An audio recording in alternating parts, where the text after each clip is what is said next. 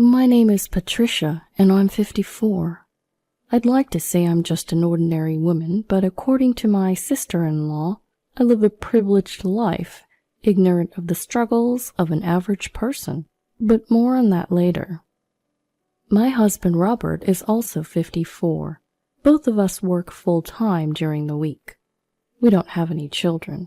So the reason why my sister-in-law keeps saying I'm privileged and don't know the struggles of an average person is because we live in a nice neighborhood.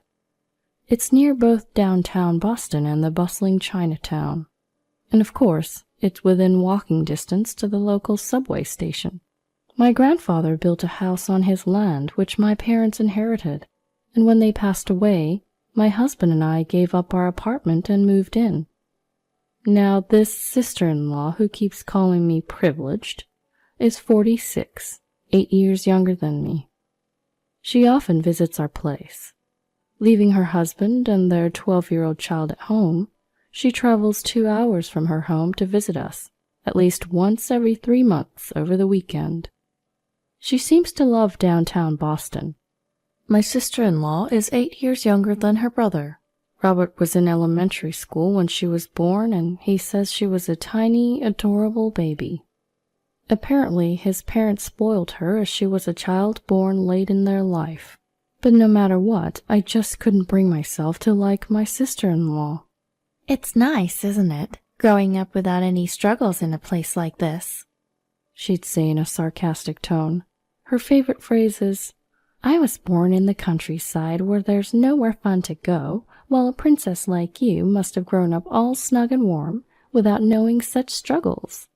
It's pretty clear she's not fond of me. Despite this, she likes downtown and Chinatown and keeps visiting us.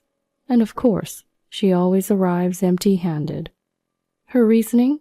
Even if I brought a gift from the countryside, you'd just make fun of it. She'd arrive empty-handed and go on about how it's nice to be so close to downtown and Chinatown. You must live a life without any struggles. You can live without a car. Us country folks can't live without a car, so gas costs us a lot of money. When I'd reply, but the area you live is nice too, right? I love it. The air is fresh, and the people are kind. She'd retort, What's that, sarcasm? You live in a city where you have anything you need within walking distance and good public transportation. If I said, I don't really go out that much, I'm working during the day, she'd respond, What you really want to say is, of course, I live by all the major tourist spots, unlike you, right? It makes me want to ask who the sarcastic one is here. Her words can be a bit harsh, so I've expressed my discontent to Robert before.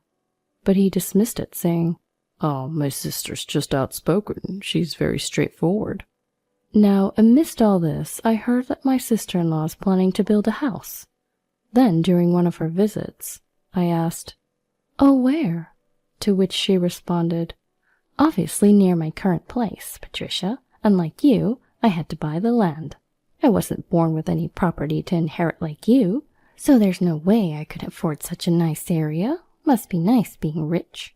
By this point, I was genuinely frustrated, so I asked, Well, can you tell me how I should have phrased it so I wouldn't have come off as offensive? She just laughed and said, How about you stay quiet? Everything you say sounds offensive anyway. I was left with no choice but to stay silent. From then on, I was completely left out of the conversations. Ever since then, she visits, but doesn't say a word to me. But she still comes, and even more often than before. And that's because Robert allows it. I asked Robert, Hey, isn't it strange that your sister comes over and ignores me? She uses our bathroom and eats our food, and she still ignores me. He just said, Patricia, I told you she's straightforward. You don't have to talk to her either. She leaves her husband and child at home when she visits us, so we wouldn't have to keep them company as well. It means you don't have to care for her either. But still, one day she went out to Chinatown, came back, used the bathroom, and went to bed, all without saying a word. The next morning she ate the breakfast I had prepared, but didn't even thank me and left. Since when did our place turn into an inn? Am I a cook, A maid and a hotel manager? I feel like we should be charging her for a season pass at this point. 3 months later, she visited us again. Today, she's planning to explore the town. But that evening, she spent a long time talking with Robert. She stayed the night and left the next day. But Robert was excited and showed me a bunch of pictures. Hey, look at this. It's the house my sister built. Oh, her house is all built now. You're going to love this. He showed me a picture of a pristine white building. Indeed, it looked newly built and was very pretty. Isn't this amazing? Robert enthusiastically showed me another picture. I tilted my head. At first glance, it looked like a garage, but from looking at the mop in the picture, I could tell it wasn't big enough to fit a car. Huh? Is that... That's right, isn't it amazing? Robert exclaimed proudly and then shouted out. It's a garage for a motorcycle and it's custom made. My Harley can fit in here. What? I was completely stunned. Yeah, like I said, I can fit my Harley here. I don't understand what you mean. This is your sister's house, isn't it? Well, I've been talking with her about swapping houses for a while. What? Caught off guard by this unexpected response and development, I was shocked. I dropped my plate that I was holding. She's been saying that she likes this house's location for a while now, and I was saying that I don't like how old this house is since it's been passed down from your family for generations. Then she says, Well, how about I build a new house here and we swap houses? So I had her build a special motorcycle garage there so I can park my Harley. Wait, huh? What? He never discussed any of this with me. I don't want to leave this house. It's not like I have any particular feelings about her house. Actually, I can't even process it all yet. Robert started to get irritated, perhaps because he didn't expect my objection. As far as I'm concerned, his reaction was unexpected. What are you hesitating for? My sister and I have been discussing this for a while. So what? I was never included in any of those discussions. You guys have been ignoring me this whole time. But think about it, it's a great deal. It even comes with a garage for my motorcycle. Wait, what about me? You like to watch suspense shows, right? There's a TV in their house, too. Indeed, Robert loves motorcycles. He treasures his Harley-Davidson almost as much as his own life. As for me, I don't have much of a hobby, but if I had to pick, I like watching suspense shows like CSI or Columbo on Netflix. But my commute... Your bus and train ride is only going to be slightly longer, that's all. Slightly longer? It's going to be an extra 2 hours. Well, I can ride my Harley. A 2-hour commute might do you good. You've been gaining some weight recently, too, so consider this as a great opportunity to lose weight. Lose weight? Even then a 2-hour commute is absurd. I can't do that every day. But his mind was already filled with dreams of the new house and its dedicated garage for his Harley. He was genuinely surprised and annoyed that I had somewhat of an attachment to our old house. Finally, he gave me an ultimatum. I'm giving our house to my sister and her husband. Theirs is a new house with a garage for my bike. What's there to refuse? If you don't agree, I'll divorce you, he declared. Wait, divorce? Did he just threaten me with divorce?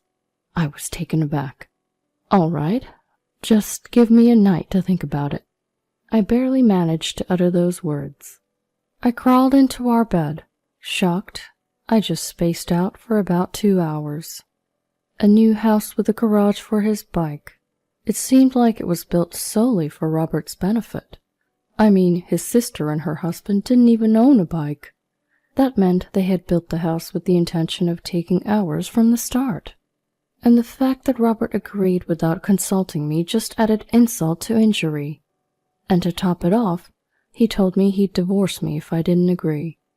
It was no different from a threat. I'm not going to forgive him for this. And so, for the next 8 hours until the break of dawn, I hustled with my phone. The following day, I told Robert that I agreed we would move out. I did ask for a couple conditions. 1, to give me 2 weeks to pack since I work on the weekdays, and 2, they can't move in until we've moved out, right? I asked. Well, yeah, I suppose so. Robert agreed. You got them to build a garage, right? So as a sign of gratitude, I want to make sure we leave this house in a pristine state. Let's have the house professionally cleaned and hand it over 2 weeks after we leave. Robert agreed to this as well. Satisfied, I called 2 places while Robert wasn't around. The next 2 weeks flew by. Robert was happily packing, singing some weird song about his Harley. I asked my sister-in-law over the phone, "How large are the rooms in your house?" to decide on our furniture arrangement. They would also call about our layout. As they're moving from an apartment, a notice of just 4 weeks for moving is quite short. They seem to be preparing for their move in a rush. Then on moving day, "Hello, we're from U-Haul Moving and Storage," said the movers upon arrival. Please come in this way," Robert directed the workers. However, shortly after, "Hello, we're from Two Men in a Truck," said another group of movers. "What?" Robert was surprised. I slid past my surprised husband. Please come in this way," and ushered the workers in. "Hold on, what's going on?" Robert shouted. "What's going on? I said we could move, so I'm moving to my new home. Okay, everyone, the boxes with the yellow tape are mine. Please take those this way. I'll need U-Haul to take the rest with them," I quickly instructed. And an hour later, "Well then, thanks for everything. I'll mail you the divorce papers later." "Hold on a second," Robert shouted in panic. I turned back slightly. "You were the one who wanted a divorce, remember?" Leaving Robert behind, I quickly left the scene and got in the taxi I had called for. But it was a very short ride. "Long day, huh?" A man who had been waiting approached me. It was my older brother, Dave. Dave had come to help me move. "Well, it's good that you found a place in 2 weeks. It's a rental, but yeah." "Well, once everything settles down, you can start looking for an apartment or something. But man, what a disaster." "It's more than just a disaster. Anyway, I labeled all the necessary household items like the rice cooker with yellow tape, so I'll still be fine on my own." Dave helped me out. Even though the movers took care of the large items, I still needed help for the rest, so it was a huge help. And with Dave's help, I finished moving within the day. "Well then, call me in a couple weeks." My brother left. 2 weeks passed since the day of my move. My phone rang, just as expected. Hello? On the other end was my sister-in-law. "What the hell is going on?" I just listened to her quietly. "The house is gone." I stifled a laugh and looked down. Not being able to speak was killing me. "It's an empty lot. Why aren't you saying anything?" "You remember, you told me to keep my mouth shut." Gah! My sister-in-law screamed at the top of her lungs. I finally burst out laughing. It seems my sister-in-law and Robert are together. The phone was handed over to Robert. "Did you really have to go that far?" he yelled in a voice close to tears. "Look who's talking. You're the one who threatened me." I was literally in stitches. Besides, I told you that I wanted to make it clean, didn't I? Your idea of clean is way off. It's the ultimate state of clean, a fresh start. Robert was clenching his fists in frustration. "Anyway, come over now so we can talk." "There's nothing I need to talk to you about." "If you refuse, I won't sign the divorce papers." "You remember, the day I refused to leave the house, you threatened to divorce me. Look at how quick you've changed your mind." "Shut up." "All right, I'll go to your place, but I'm too scared to go alone, so I'll bring someone with me." And so I contacted my brother. "Is this my cue? Here I come." What a reliable brother he is. "Thank you all for gathering today." My sister-in-law's husband, who I hadn't seen since the wedding, began as if initiating another wedding ceremony.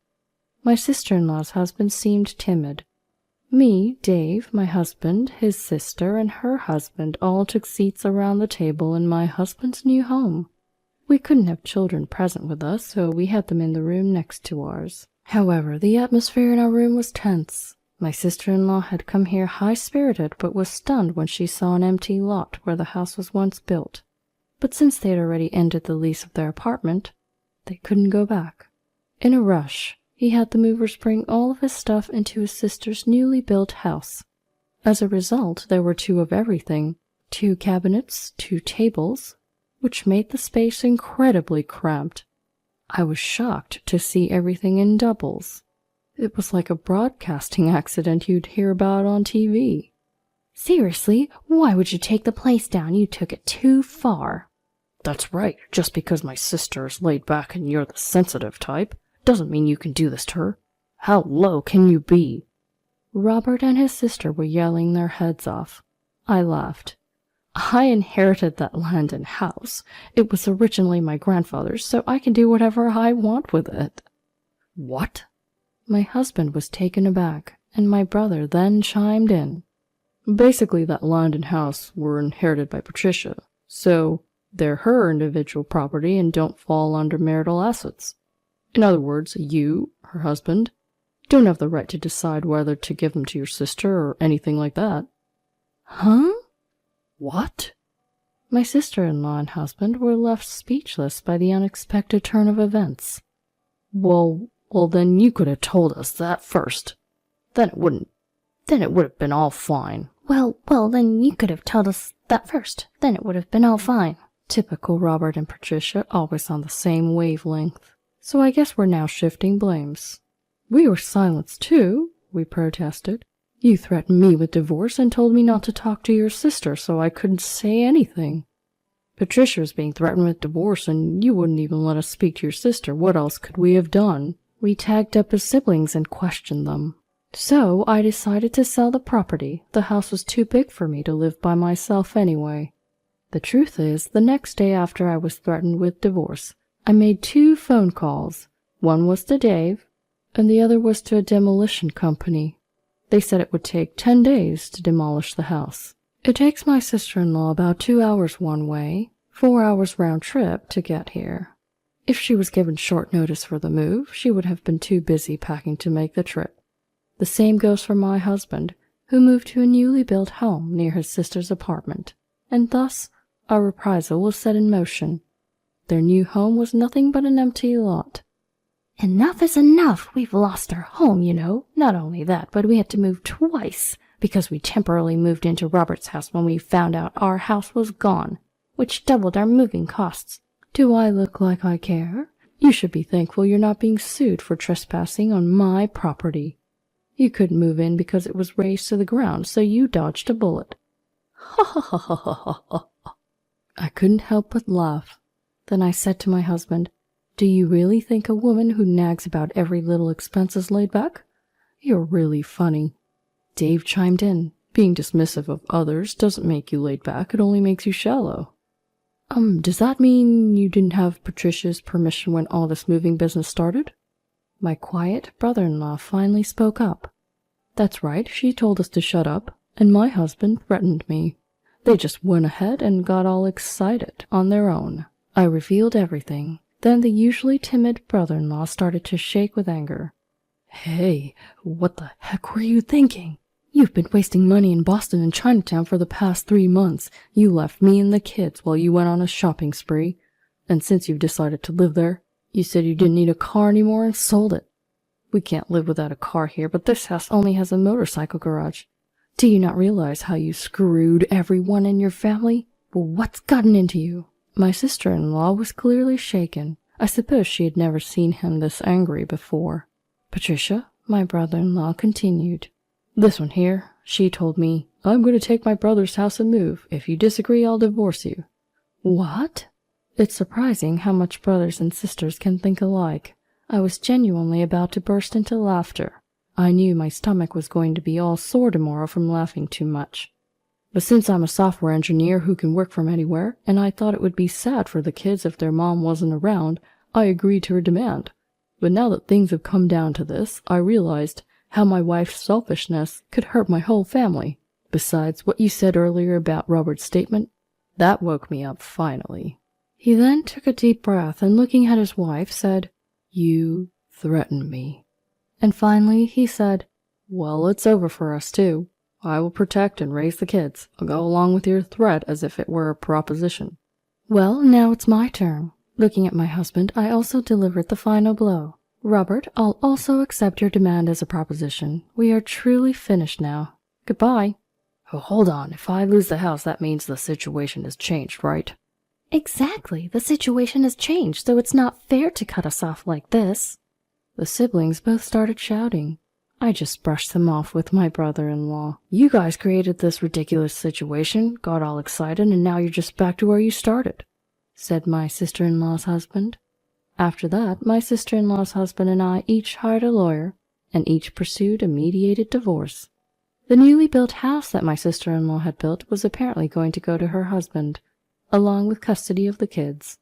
My sister-in-law, who was a spendthrift, and always out and about, always left the kids' care to her husband, even on weekends, and her kids indeed felt distant and lonely.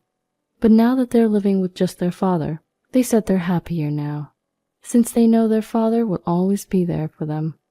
The new house ended up belonging to my sister-in-law's ex-husband, because my sister-in-law didn't have enough income to make the mortgage payments. The fact that she was able to squander money in Boston every 3 months, despite having no income, was astonishing.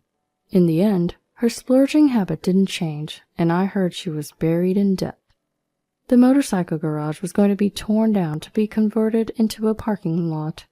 My ex-husband, who had also been working all this while, found that he couldn't afford to invest in a Harley once he was kicked out of my house. He lost a significant amount of property in the divorce and had to let go of his Harley.